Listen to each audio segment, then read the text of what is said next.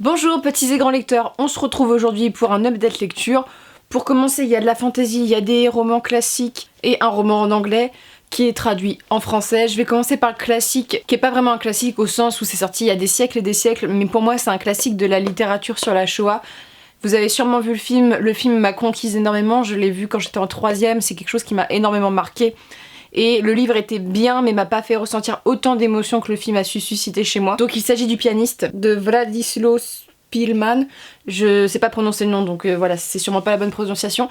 Alors, de quoi ça parle le pianiste? Le pianiste, en fait, ça se passe pendant donc la Shoah, en Pologne, à Varsovie. Tu suis une famille, et notamment un jeune homme dans cette famille, du début à la fin de la guerre. Et ça vient assez tardivement dans le roman. La particularité, c'est que ce jeune homme, au lieu d'être envoyé au camp, par exemple, comme sa famille, il va se cacher, il y a des gens qui vont l'aider à se cacher, et il va vivre dans le ghetto de Varsovie seul. Il va être enfermé dans des pièces pendant des jours, il va pas manger pendant des jours, c'est extrêmement difficile, et un jour il va rencontrer un Allemand. Et le pianiste en fait vient du fait que ce jeune homme est pianiste professionnel. C'est un récit qui est extrêmement émouvant. Déjà le sujet pour moi c'est un sujet qui me touche énormément. Varsovie, j'y suis allée, j'ai vu le ghetto, voilà, j'ai eu la chance d'avoir un parcours scolaire qui a fait que j'ai eu la possibilité de me confronter au camp de concentration et à la Shoah au cœur même de la Pologne. Ce qui fait que les récits, je replace exactement et je vois un peu comment c'était quand il est allé. En plus, j'ai l'impression que ça me touche vraiment, tu vois. Ce que j'ai beaucoup aimé dans ce récit, c'est ce parcours de survivants assez atypique. On a beaucoup de livres et de témoignages sur la Shoah au sein des camps de concentration. Je vous recommande Si questo è un uomo de Primo Levi. Donc en français, ça doit être Si c'était un homme, qui est un best-seller du genre et qui est très très bien. Il y a énormément de témoignages et c'est important d'en lire. Et là, en fait, c'est hyper intéressant de voir un homme qui survit tout seul dans un ghetto. Alors déjà, la vie de ghetto, c'est pas forcément ce qui est le plus exposé dans les romans. Et là, c'est touchant pour ça. Ce que j'ai adoré, comme le film est très célèbre, vous devez sûrement vous en douter, mais il va survivre grâce à la musique. Et la relation avec le SS qu'il va avoir est extrêmement touchante. Moi, ça m'a vraiment pris et la fin est extrêmement triste et injuste d'une certaine manière, mais historique. C'est pas une fin de roman au sens où tout finit bien. On a beau faire des bonnes actions dans la vie, ça nous amène pas forcément à être privilégié à la suite ou du moins avoir la vie sauve parce qu'on a sauvé quelqu'un. Et c'est vraiment quelque chose de touchant, de réel et de dur. Et même si vous voulez pas lire le livre, regardez le film, montrez le film à vos enfants à partir du collège, je pense que c'est visionnable. C'est quelque chose qui m'a touchée. Après, autant dans le film, j'ai trouvé le personnage principal extrêmement touchant, voilà, il y a la musique, en plus c'est très très beau. Autant je trouve que, notamment au début de la guerre, on pourrait pas dire qu'il est détestable, mais tu vois, j'ai eu du mal à me crocher avec la vraie vie et cette personne, et c'est pour ça que c'est compliqué de dire que j'ai du mal à accrocher avec ce personnage, parce que c'était une vraie personne, mais c'est vrai que je le trouvais assez égoïste, il se rendait pas vraiment compte de ce que ça a amené la guerre, après il pouvait peut-être pas, mais c'est vrai qu'au tout début du roman, il y a beaucoup de gens qui se sont rendus compte que ça allait être vite l'horreur avec les Allemands qui allaient arriver. Il est pas du tout dans cette technique-là, il est assez lâche, et il le dit plusieurs fois dans le roman, et c'est vrai qu'il y a plein de gens qui vont s'organiser, ils vont essayer de faire des rébellions, des combats, et c'est pas... lui, il est pas du tout là-dedans, il est plutôt dans la fuite, donc c'est vrai qu'on est plutôt face à un personnage qui est pas très habituel, mais je vous conseille le livre, mais surtout le film qui est pour moi un chef-d'œuvre. J'espère que la luminosité c'est mieux, j'essaie de mettre un peu de lumière pour que vous voyez les bibliothèques derrière. Ensuite, je vais vous présenter un livre que j'ai pas du tout aimé et en fait je m'y attendais, le problème c'est que je l'avais dans la palle et que j'ai tout lu de cet auteur et j'ai toujours peur qu'il y ait des clins d'œil avec les autres livres, donc c'est pour ça que je voulais le finir. Il s'agit de Serpent's Shadow de Rick Riordan, donc l'auteur de Percy Jackson. Ici on est confronté à la mythologie égyptienne qui a été, et moins maintenant, mais enfant, ma mythologie préférée, donc c'est pas du côté de mythologie que ça a pêché ce roman, parce que franchement j'ai quelques connaissances et surtout c'est quelque chose qui m'a toujours énormément plu. J'adore les livres sur l'Égypte et les films surtout. J'ai grandi avec Indiana Jones, avec la momie, vous savez, j'ai grandi vraiment dans cet univers là. Je voulais devenir paléontologue quand j'étais gamine, ou égyptologue, c'était soit les dinosaures soit les égyptiens.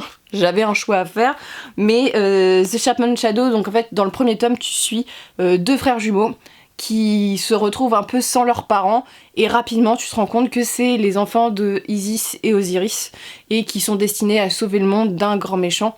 J'ai eu beaucoup de mal avec le deuxième roman que j'avais trouvé extrêmement long. En fait, je trouve ça extrêmement long et je trouve les relations amoureuses extrêmement bateaux et longues. J'ai pas d'attachement pour les personnages plus que ça.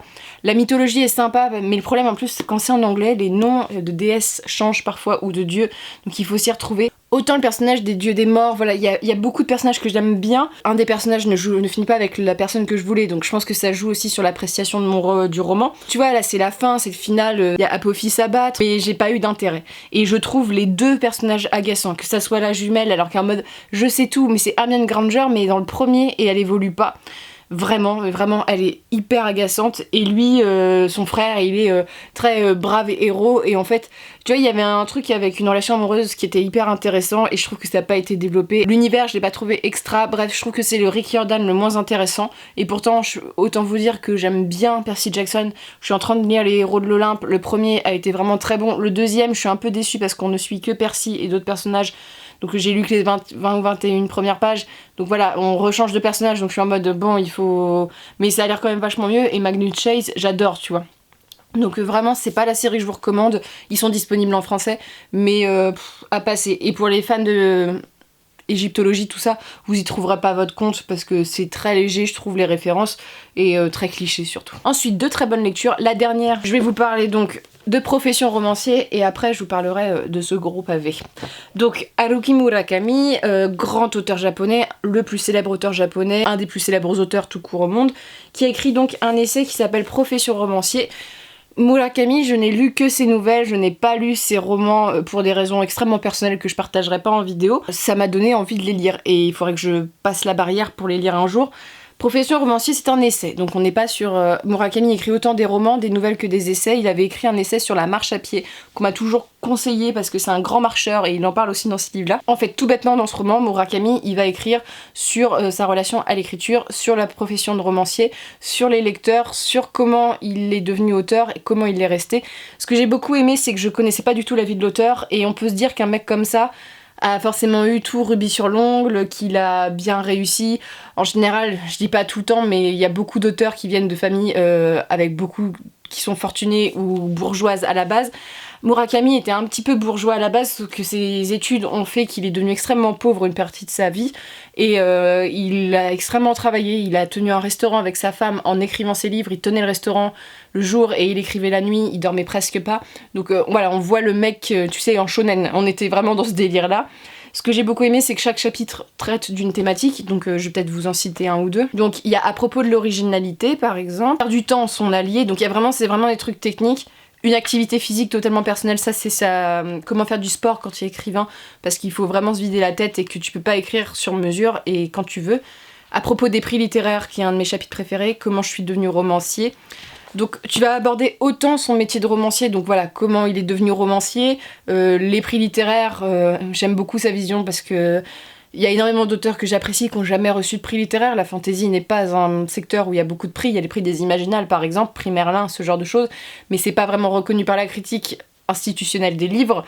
Et là, il remet un peu les choses, c'est-à-dire que Murakami a eu un prix dans sa vie, le premier roman, il n'a jamais eu le prix Nobel, alors que ce mec est à la très très haut depuis très longtemps et il y a un prix au Japon, tout le monde lui dit qu'il va l'avoir chaque année, sauf que ça fait 25 ans, 30 ans qu'il l'a pas quoi.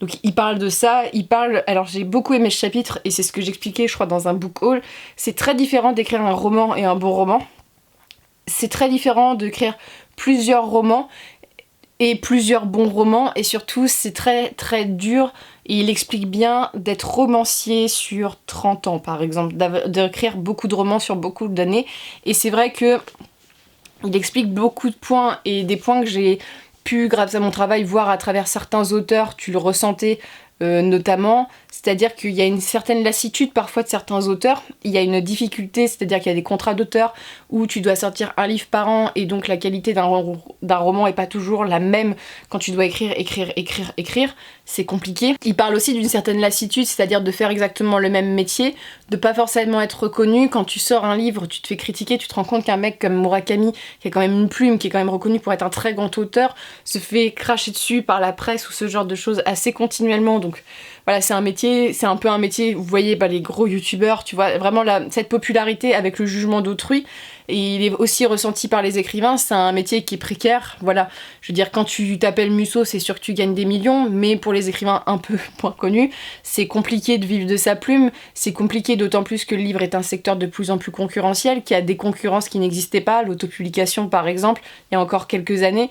Bref, il y a beaucoup de concurrences qui font que les auteurs vendent moins, le livre est moins lu, de toute façon ils vendent moins parce qu'il y a moins de gens qui lisent, il y a des concurrents comme Netflix, tout ça, les sociétés évoluent et le livre doit un peu évoluer avec aussi, et il faut aussi, je pense, redonner goût à la lecture, et l'école ne rentre pas encore dans les cases sur ça, c'est qu'on n'apprend pas aux jeunes à aimer les livres, on leur fait croire que les livres c'est chiant, donc forcément que les gens lisent moins. Et donc voilà, il parle beaucoup de la compétition entre les écrivains, et c'est ce que j'aime bien parce qu'il cite aussi beaucoup d'auteurs français, c'est un grand fan d'auteurs et de la France, donc voilà, il y a beaucoup de choses là-dessus, et c'est vrai qu'il a cité plein d'auteurs, et la compétition, tu le vois et tu le sens si t'es déjà allé au salon du livre de Paris, si t'es déjà allé en salon.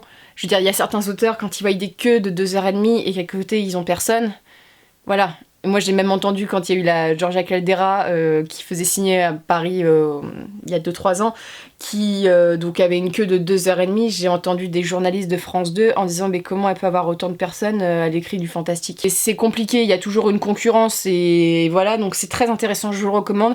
À tous ceux qui écrivent, c'est aussi une remise un peu au niveau, parce qu'il y a des gens qui sortent un livre et qui se sentent plus pissés après. Voilà, personnellement... J'en ai vu certains, donc ça remet aussi un peu les choses. Il est toujours très humble, et c'est ce que j'ai aimé, parce que il sait, je veux dire, quand tu publies autant et que t'es félicité par la critique et que t'as pas tellement de détracteurs que ça, tu sais que t'es quand même bon, mais il parle toujours avec ce côté humble de son travail, il est pas du tout dans la grosse tête, et ça fait du bien, parce que je peux vous dire qu'il y a énormément d'auteurs qui prennent la grosse tête, pas tous, mais il y en a beaucoup, donc un mec comme ça qui publie mondialement reste quand même assez humble sur son métier, c'est assez... ça te refait descendre sur terre, je pense, et il y a des très bons conseils d'écriture si vous voulez écrire. Si vous écrivez, ça peut aussi vous donner des conseils, voilà, donc allez-y, c'était très très bien. Et donc c'est publié chez Belfond, il vient de sortir je crois, donc il doit pas être encore en poche. Et enfin je vais vous parler du monster du bébé, Le Prieuré de l'Oranger. Donc Le Prieuré de l'Oranger de Samantha Shannon, je vous avais dit en book haul que j'avais déjà un livre de cette autrice en anglais qui s'appelle The Bone Season, j'ai pas mes lunettes donc je suis pas sûre, The Bone Season, que j'avais essayé de lire mais qui était assez compliqué pour moi à lire. Donc Le Prieuré de l'Oranger, ça a été une très très bonne lecture. Ça a tellement été une bonne lecture que j'ai eu du mal à me remettre dans la lecture après. J'ai eu du mal, ça a duré une demi-journée, mais pour moi, j'ai eu du mal. Donc, de quoi ça parle? C'est chez De Saxu, en leur collection fantasy. Le Prieuré, ça a beau être une bricasse presque de 1000 pages, je vais vous faire un résumé assez simple. Tu suis un rénome, donc au lieu que ça soit régi par un roi, c'est une reine qui régit le royaume. Cette reine, elle n'est pas mariée, et le pouvoir se transmet uniquement par les femmes, et elles font que des filles. Le problème, c'est que le royaume va être vite en danger, et elle se rend compte rapidement qu'elle va devoir se marier et donner une fille parce qu'on va essayer de l'assassiner, et si elle ne donne pas d'enfant, la lignée est éteinte. Sauf que le problème, c'est pas du genre bon, j'ai éteint la lignée, le problème c'est que cette lignée, si elle s'éteint, il y a le grand méchant dragon qui va abattre tout le monde. Parce que son ancêtre était le sauveur, tu vois. Il y a elle, personnage très intéressant. Il y a une autre jeune femme qui vient à la cour et qui est dotée de magie. Très rapidement on l'apprend, la magie est bannie de ce royaume-là, du genre elle est très mal vue, et elle travaille donc pour un endroit où on lui dit « va protéger la princesse », ce qu'elle fait. Ensuite on suit une chevaucheuse de dragons. Là-bas les dragons, donc ils sont bien vus, parce que dans les deux royaumes que je vous ai dit, les dragons sont très mal vus. Le dragon est le grand méchant, vous savez, dans l'histoire, c'est lui qui a tué beaucoup de gens. Sauf dans le royaume où la jeune fille, elle monte sur un dragon, c'est des dragons d'eau, tu vois, ils arrivent à plonger tout. Un jour elle va sauver un jeune homme alors qu'elle aurait pas dû le sauver, parce que dès que t'as quelqu'un d'un autre pays qui rentre, il faut le signaler à cause des maladies. Tu suis énormément de personnages, et ce que j'ai adoré dans ce livre, c'est l'univers qui est extrêmement bien construit. Les personnages qui sont attachants. Même si j'ai mis 200 pages à me mettre dans le récit parce qu'il y avait énormément d'informations au début, j'ai eu un peu de mal, mais après c'était parti. Vraiment de l'attachement aux personnages, et tous, que ce soit les personnages principaux que les personnages secondaires, ça a été vraiment très très positif pour moi. On suit une aventure qui va te surprendre à de nombreuses reprises. Il y a des partis pris par l'auteur et des fois tu te dis bah putain, t'as l'impression de partir par là, en fait on part par là, donc t'es en mode ok. La mythologie avec les dragons, le prieuré de l'Oranger, j'ai adoré ces parties-là et j'ai adoré le fait qu'on revienne sur la mythologie. En fait, on nous explique toute la mythologie et on s'explique la morale de l'histoire, c'est que entre ce qui s'est passé à l'époque et entre ce que reçoivent des siècles et des siècles après les gens, il y a des grandes différences, c'est ce que j'ai beaucoup aimé. Il y a des dragons, mais les gars, vous enflammez pas, il n'y a pas tellement de dragons que ça. On voyage énormément, il y a beaucoup de royaumes avec des politiques, des choses différentes, j'ai beaucoup aimé. Faut savoir que la partie avec les dragons d'eau, moi c'est celle que j'ai moins préférée. Après, moi je suis très complot politique, donc peut-être que c'est pour ça. Et je pense que le plus gros point positif de ce livre, et j'étais extrêmement surprise parce que je ne l'ai pas acheté de mon plein gré, on me l'a offert à Noël et en fait au début ça me tentait pas plus que ça. Parce que tout le monde l'a acheté, voilà. Mais en fait, c'est un livre qui présente la diversité. Il y a des couples hétérosexuels, des couples homosexuels, et en fait, dans ce monde, c'est pas du tout... En fait, ils en ont rien à battre, quoi. Et tu vois, il n'y a pas qu'un seul couple, il y en a plusieurs, et du genre, c'est traité comme si c'était normal. Je trouve ça extrêmement bien.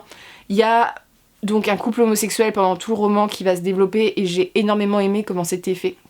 Un couple de femmes, et c'est fait de façon à ce que c'est...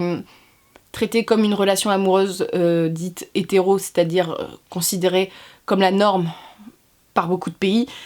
Et c'est pas cliché quoi, on n'est pas dans un truc hyper romantisé, en fait t'es dans une histoire d'amour comme tu lirais une histoire d'amour d'autres personnes, et j'ai trouvé ça hyper bien parce que j'ai trouvé ça très respectueux et j'ai beaucoup aimé, et vraiment cette représentation de la diversité, je trouve ça très bien qu'enfin en fantasy on ait quelque chose qui soit pas, tu vois, c'est pas non plus ultra féministe ou ultra engagé où on crache du genre allez hop, non c'est tout, c'est fait avec goût, c'est fait avec...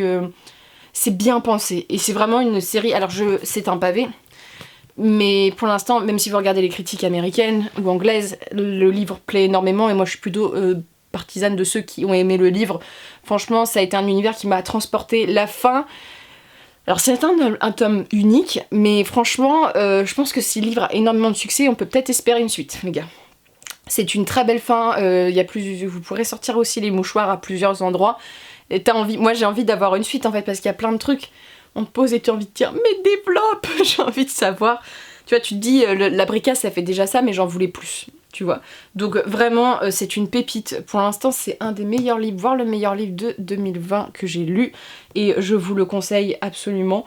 C'est long, mais qu'est-ce que c'est bon, comme on peut dire. Et vous retrouverez du complot politique, une romance qui ne prend pas non plus toute la place, des créatures fantastiques, une fin du monde, de la mythologie, des personnages qui sont hyper intéressants, un engagement dans le roman quand même, et beaucoup de descriptions de royaumes. Bref, c'est un récit qui est très complet et qui est très bien fait, que je vous conseille absolument à lire les gars.